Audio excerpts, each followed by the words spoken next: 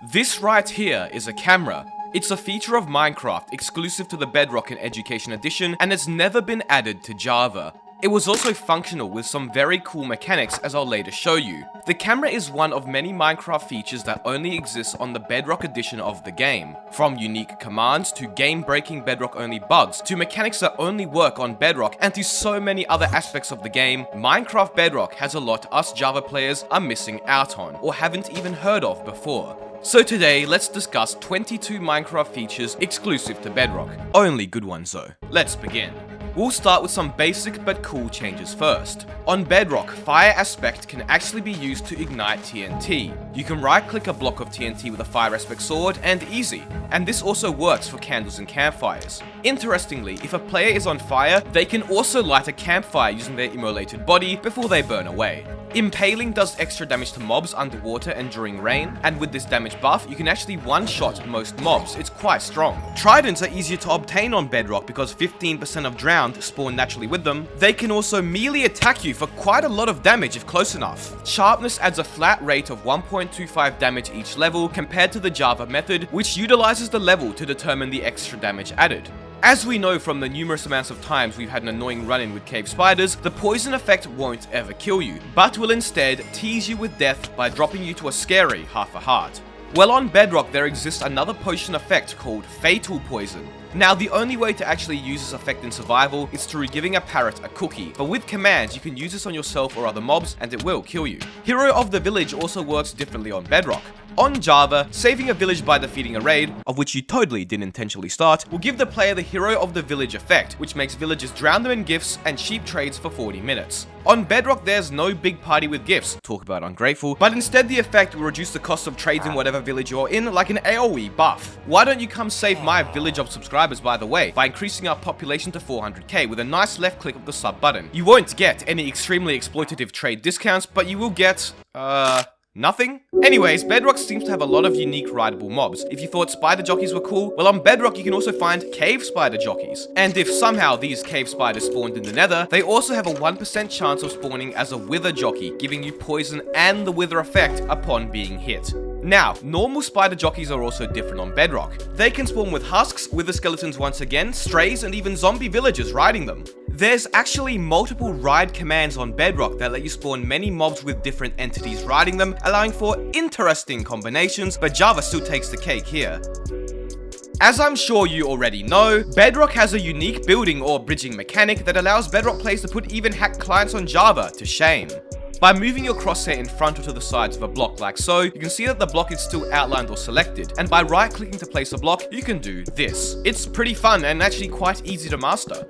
If there's one feature which Java players are most jealous of, however, it's the fact that certain block entities are movable on Bedrock. That means with pistons you can push chests, hoppers, dispensers and droppers, which would be revolutionary to technical Minecraft on Java. That being said, while Bedrock does have these advantages, they also lacked quasi-connectivity, and their redstone mechanics in general function quite differently, which many players dislike. If there's one thing pay-to-win Minecraft servers are good at, it's using every single possible color and font style in their chats possible to make the suckers who paid $500 for 27 different kits, 473 loot boxes, and 1,283/homes stand out more. That's why you should play OG-network.net, by the way, a completely non-pay-to-win server that, unlike the features in this video, isn't Bedrock exclusive. Both Java and Bedrock players are welcome, come check us out. Anyways, unfortunately, vanilla Java does not support color codes, meaning you can't give your weapons cool names or use colors in books. Bedrock does, however. In normal chat, signs, and anvils, you can use color codes and other formatting code to create some cool stuff.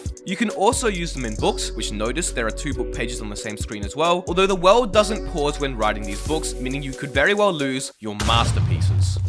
I also love how one of the colors is officially called Minecon Gold color. Like, come on Microsoft, you can't just claim colors as your own.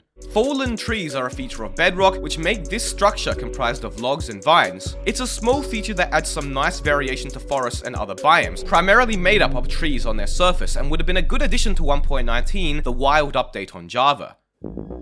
Here's probably the most interesting Minecraft Bedrock exclusive bug. Back in Minecraft beta versions on Java, when you went out a certain distance, the game would gradually begin breaking with pixel offsets and later the far lands. Bedrock also has similar abnormalities, except they are still present in the game today. At distances greater than 131,071 blocks, there are minor, basically unnoticeable hitbox size changes, but this means that climbing up ladders and vines is slightly slower than normal, and sneaking and moving diagonally is a bit wobbly or shaky. However, the further out you go, the worse it becomes due to player floating point precision or rounding errors. At 262,144 blocks, movement is no longer smooth and is very noticeable now, with some blocks and entities becoming invisible or distorted in size. At 524,288 blocks, the jitter is really annoying. Painting and item frames are scuffed, mobs can't jump on blocks properly, sea turtles and axolotls can't move on land, and a whole lot of other mechanics just bug out. The worst is still to come though. At 1,048,576 blocks out, a whole list of items begin to render differently and incorrectly. Walking speed is now the same speed as sprinting. At 2,097,152 blocks, sneaking no longer works. We need a vomit bag nearby, there's so much jitter, and a lot of blocks and textures just render completely incorrectly.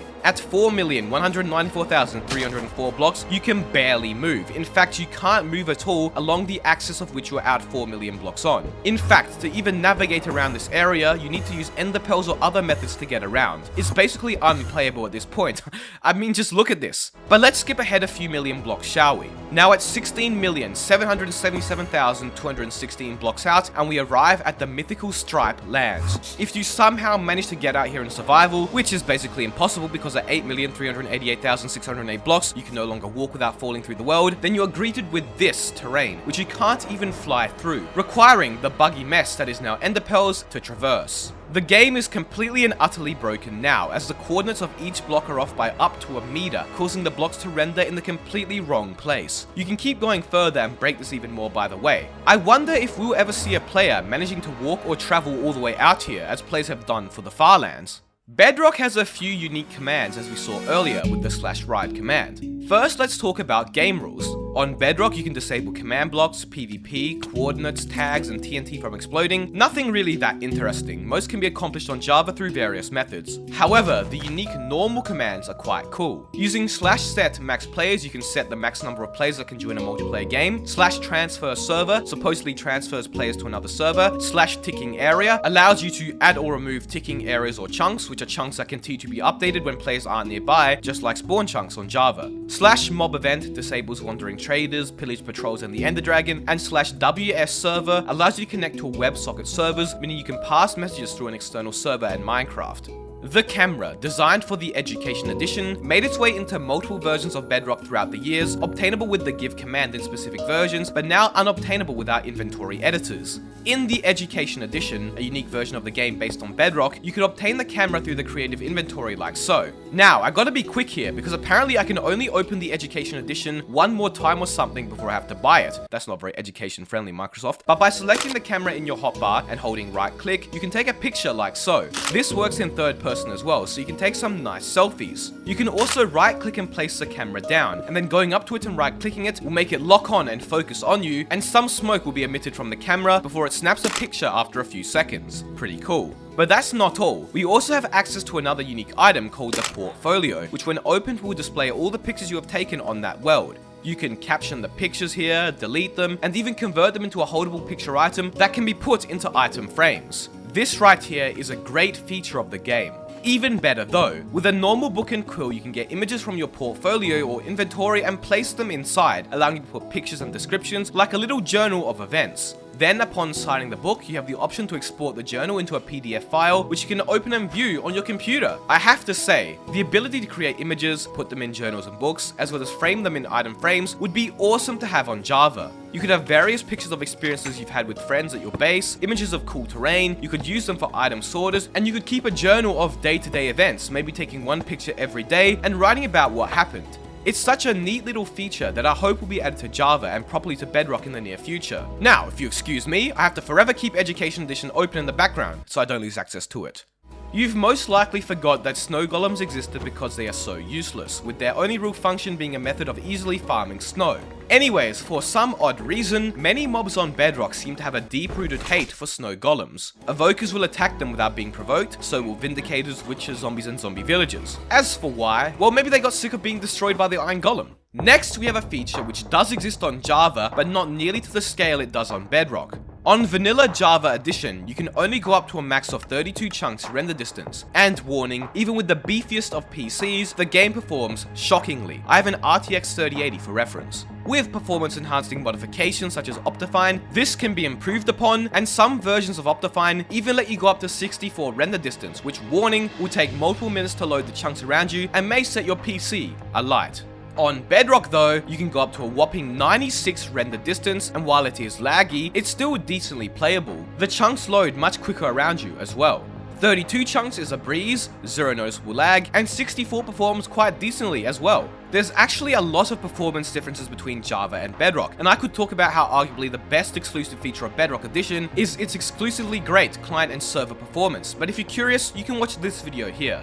Finally today, on Bedrock, snow layers abide by gravity. That means if you destroy the block a snow layer is on top of, it will fall and land below. And this can be done for snow of varying heights as well. Also, I didn't know this until it happened while I was recording this segment, but when it starts snowing in a biome such as a snowy taiga, the leaves actually gradually change color, becoming white after 20 seconds or so. This happens with any kind of leaves and trees, besides azalea leaves, making jungle leaves, which on Bedrock also have these yellow textures in them, look very nice. I have to say, the white-leafed taiga forest looked beautiful, and I wish we got more dynamic season-related features on Java, which once again really would have been perfect for the Wild update. And that's that. There's a lot of other unique features to Bedrock, so if you want to see a part 2, then let me know in the comments. Be sure to subscribe and help me get to 400k. Thank you all so much for watching.